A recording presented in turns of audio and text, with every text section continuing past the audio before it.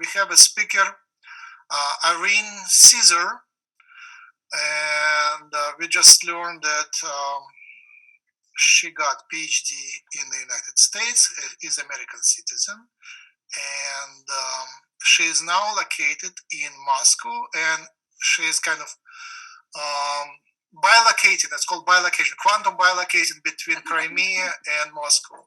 And in both places, there is a snowstorm at the moment. The most interesting for everybody would be that Irene is inheriting the work of Peter Gariaev, and I'm not 100% sure about your connection with Peter, but I think you are his widow, maybe. Well, now I can respond. Yes, go ahead. Well, I am trilocated. I am the owner, the founder, and the owner of the American company, which is called Wave Genome LLC, and which is incorporated in the state of Connecticut. And so mostly I do business in the West. My market is mostly in Europe, and in Russia I have production. And in Crimea I have built the clinic, and you will see the picture of the clinic at the end of my presentation. In regards Peter Gariaev, I'm not the heir to Peter Gariaev at all. I have created my theory of wave crystals in 1985, a long time prior to Peter Gariaev or anybody in the field of bioholography, and to Kazanachev. And this theory of wave crystals was the foundation of my theory, fundamental theory of wave optics of chromosomes. And Peter Gariaev didn't have this theory. Actually, he didn't have theory. He had only literary metaphors, such as literary context. That is why he called his theory, or so-called theory, linguistic wave genome. I think that the metaphor is not correct. Also, to call codons homonyms is also not correct. The genome is not contradictory, because the homonyms are contradictory. You have one word which is exactly the same word structurally, and you, as Gariaev said, you put the same very structure in one context, it means something, and you put it in the other context, it means a completely different thing. So this is, you might say, a conceptual contradiction, and genome is not like this at all. So I consider his theory of linguistics, so-called wave genome, is completely incorrect. So he was not able to explain how the context changes the meaning of the structural unit. So his metaphor of the context was literary, ambiguous. His metaphor of structural phantom was literary and ambiguous. So structural phantom is the same as like opera phantom. It does not explain anything in wave genetics. Also, his as I said, his explanation of homonymy of genome is very literary and ambiguous.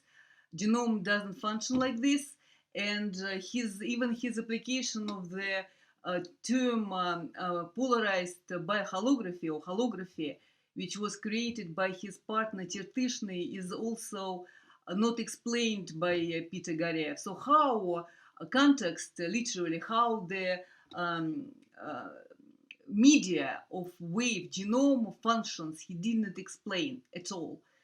And he was not the inventor of the laser which he used.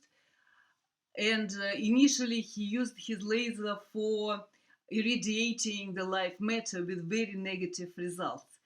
And at one point he noticed that his radio receiver receives the radio signals of the laser, and he simply got the simple system of recording these radio signals from the radio receiver.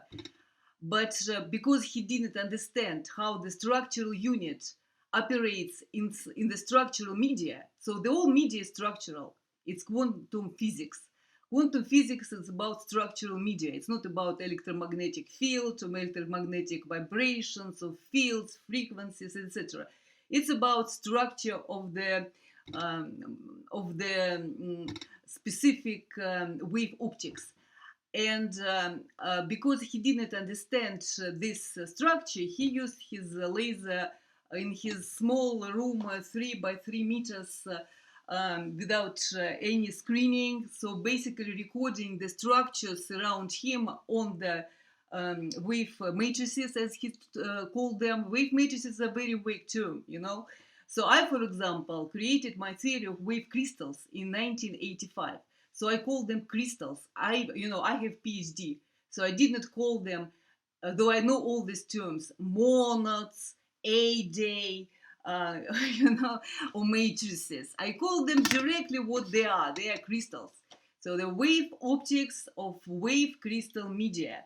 So the matter, recreates itself via crystallization. Between the cycles of crystallization, it can be present in the amorphic state, but when it recreates, either it's a galactic structural unit or chromosome structural unit, it crystallizes. So when I was like 20 something years old, I created this theory of wave crystals, which is a very precise term. And I use, in my theory of wave optics of chromosomes, I use very precise scientific terms. And my relation to Peter Gariaev was as follows. In 2010, I was his partner. I had a business contract with him for like a year, something like a year. And then I was an American. I got my PhD in the United States of America.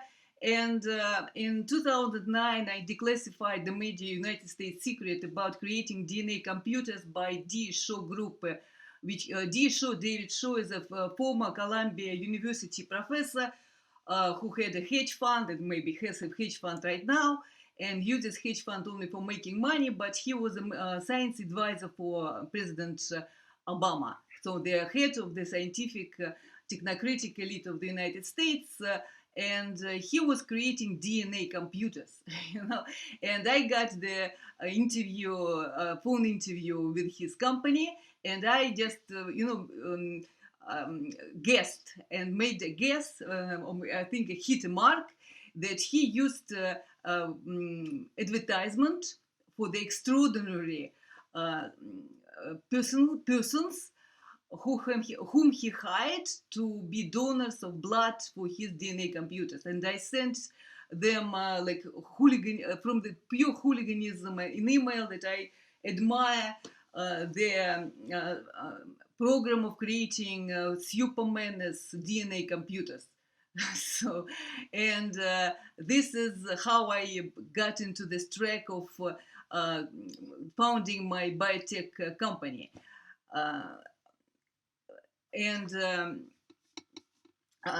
So I was admitted to the United States with the visa of extraordinary ability. So this is how I came to the United States in 1994. So this is how I got into biotechnology. It has nothing to do with Peter Gariaev, okay? So, and when I got into this field, I had my theory already ready. Wave crystals as the foundation of fundamental theory, as the foundations of the entire being, not only biology, but physics, chemistry, and etc. And I came to came to Moscow and got acquainted with the Institute of National Security in Moscow. And in 2011, I had created this project of matrix cities, which because I had extraordinary status in the United States, so it was easy for me to represent my project at the honorary lecture at the Harriman Institute of the Columbia University in 2011. And this project was also presented to the inner circle of President Putin, his Agency for Strategic Initiative, in 2011. And I was introduced to his private circle entity, Federal Financial Foundation. And this Federal Financial Foundation was offering the West scientific achievements of Russia. So this is how I was introduced to people for whom Peter Gariaev worked. Peter Gariaev worked for a couple of years at the end of 1990s for the institute called Binar Institute, which was the offshoot of the big, very large scientific association, government association called Energy, which employed 5,000 people. And he worked for a couple of years for this institute, which was the closed KGB super secret institute in Moscow. And this institute performed for the American Diabetic Association the remote transmission of insulin at the end of 1990s. So Peter Gariaev was not the author of the remote transmission of so-called wave matrices. So he was not the author of the, or inventor of the laser he used, and he was not the author of the whole paradigm of remote management of my biosystems. So I did sign the agreement with these people, which was consortium called the Matrix City. And this consortium is online. There is a website. You can see I got the certificate from the government for this consortium. And based upon this consortium, I had created the new consortium, the matrixcity.net. You can see it as a virtual city, like a meta universe. So I was basically prior to Facebook with the Meta company, at least for 5 years. So my Matrix City was online prior to metaverse of Zuckerberg.